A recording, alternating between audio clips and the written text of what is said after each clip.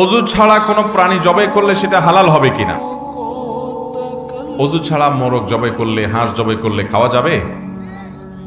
যাবে, কোনো অসুবিধা। মোরগ জবে, হাঁস জবে, যে কোনো পশু জবে হওয়ার জন্য শর্ত হলো বিসমিল্লাহ বলে জবে করবেন। আর শর্ত কি? শর্ত হলো তার কণ্ঠনালী, শ্বাসনালী এবং রগ কাটতে হবে। বাস, তিনটা রগ কাটা গেছে, রগগুলো কাটা গেছে এবং বিসমিল্লাহ বলছেন, পশু হালাল।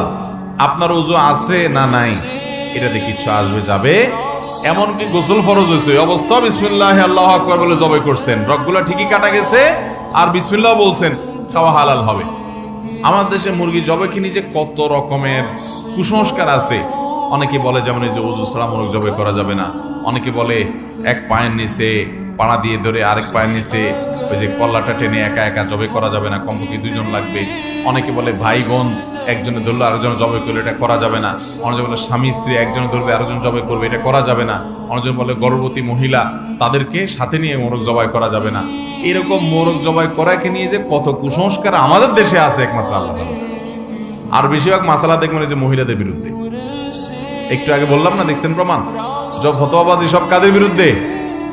গোসল ফরজ হলে বাসার কাজ করতে পারবে না, ফতোয়াবাজি মহিলাদের উপরে। ওই পুরুষটা সারাদিন টং টং করে ঘুরে বেড়ায়, কোনো অসুবিধা নেই।